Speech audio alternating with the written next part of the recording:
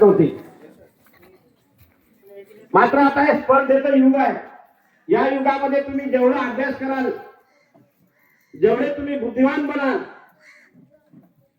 तेवढा भविष्यामध्ये तुम्ही काहीतरी मोठं होऊन आई वडिलांना सुख देणारा. म्हणून आपण सर्व विद्यार्थी बांधवांनी चांगला अभ्यास करावा, मोठं व्हावं. आणि नारायणराव गुरुजींनी ही शाळा आपल्यासाठी उघडली. त्या शाळेचा आपण चांगल्या पद्धतीने फायदा घ्यावा. गुरुजींनी या शाळेसाठी अतिशय चांगलं काम केलं आणि भविष्यामध्ये त्यांचं नाव या ठिकाणी पुतळ्याच्या रूपाने आदरावर राहणार आहे. या शाळेचं नाव सुद्धा त्यांनी ठेवताना आपल्या भागाचं दैवत असलेले रेणुका मातेच्या नावाने या विद्यालयाचं नाव त्यांनी ठेवलं.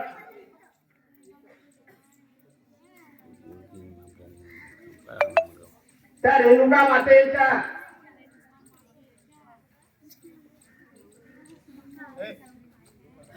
आशीर्वादाने निश्चितच आपल्या सर्वांना चांगली बुद्धी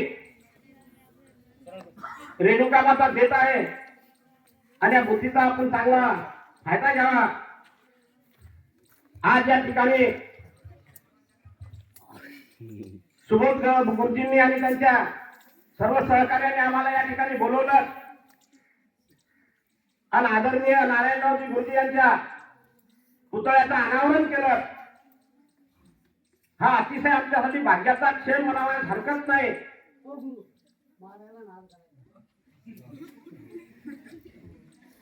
आणि निश्चितच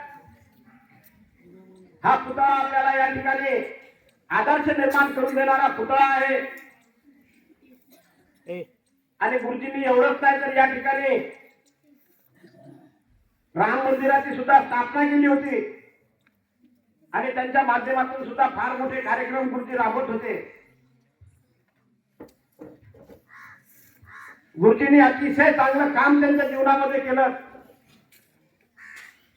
आणि सर्वांना सहकार्याची भूमिका गुरुजींच्या माध्यमातून या वाघ परिवाराने कायम ठेवली, सुरू ठेवली.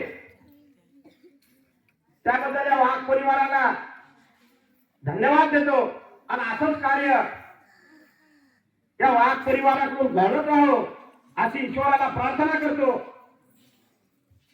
आज आम्हाला आपण बोलवलं त्या ठिकाणी आमचा आदर सन्मान केला त्याबद्दल आयोजकांना धन्यवाद देतो आणि या ठिकाणी थांबतो. जय हिंद, जय महाराष्ट्र.